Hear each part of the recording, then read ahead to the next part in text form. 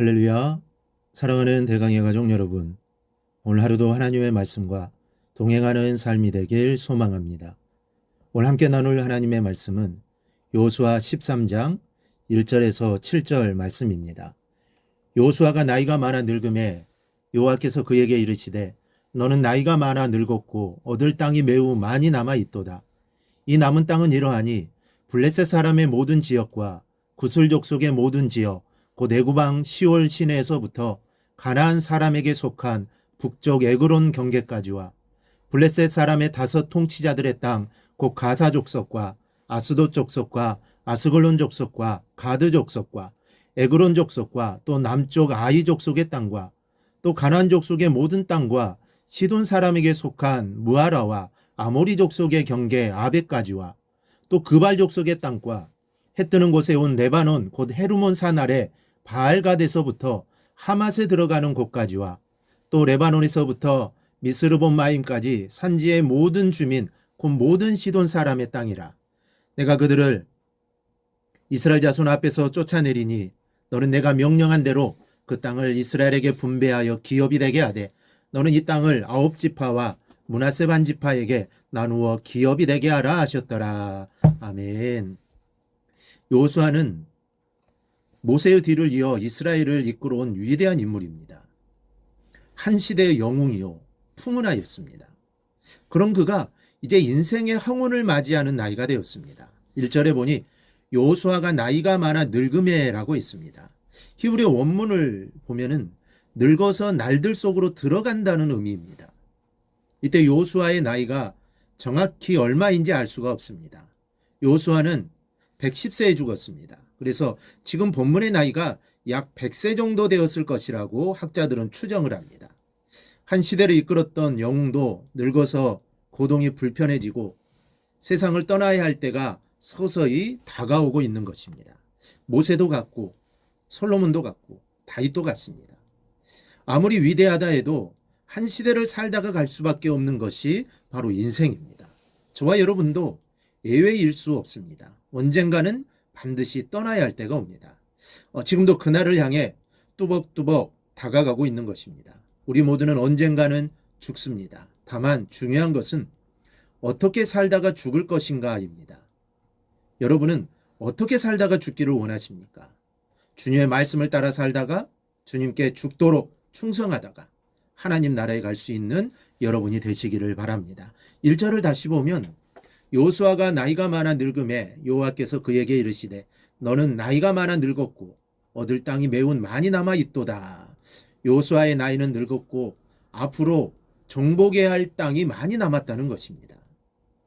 이스라엘이 가나안 대부분의 지역을 정복했음에도 불구하고 앞으로도 더 정복해야 할 땅이 남아 있음을 보여주고 있습니다. 그렇다면 왜 가나안 전쟁을 종결한 것일까요? 그 이유에 대해서는 다음과 같이 생각할 수 있습니다. 먼저는 오랜 기간 동안 전쟁에 지친 백성들을 위한 하나님의 배려입니다. 가나안 정복 전쟁은 5년여에 걸쳐 진행되었습니다. 게다가 이스라엘 백성은 40년 동안 광야길을 헤매던 사람들입니다. 뿐만 아니라 애굽에서 400년 동안 노예 생활을 하던 백성들입니다.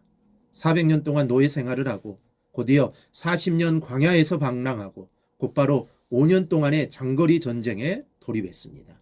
정말로 힘들고 지치고 피곤하지 않을 수 없습니다. 이제는 이 백성이 쉬면서 피로를 풀 때가 되었습니다. 그래서 하나님께서 종전을 선언하게 하신 것입니다.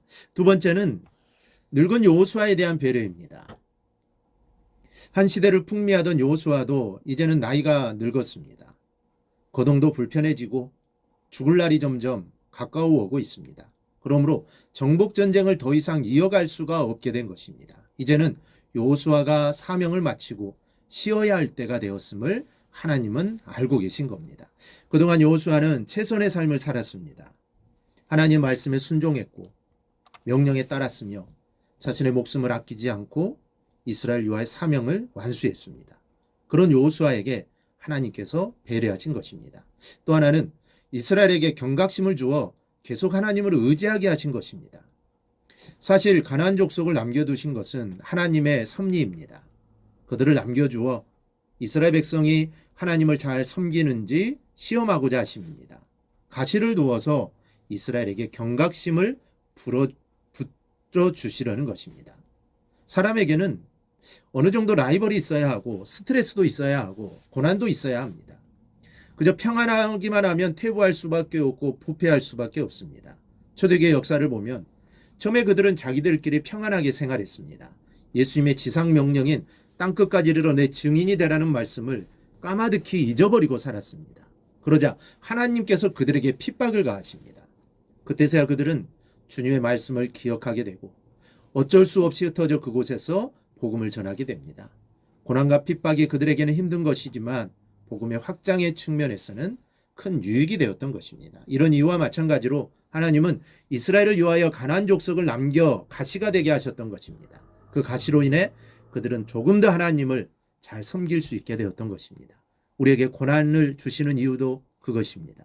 그 고난으로 더 큰 유익을 얻게 하시려고 주신 것임을 믿으시기 바랍니다. 그리고 그 고난을 이 시간 진심으로 감사하는 성숙한 고백이 있기를 주님의 이름으로 축원합니다. 그래야 할 때 고난이 우리에게 유익이 되는 것입니다. 이를 기억하고 고난이 내게 유익이라는 말씀처럼 고난을 통해 하나님을 발견하고 하나님의 뜻을 발견하고 감사하는 성도들이 꼭 될 수 있기를 주님의 이름으로 축원합니다.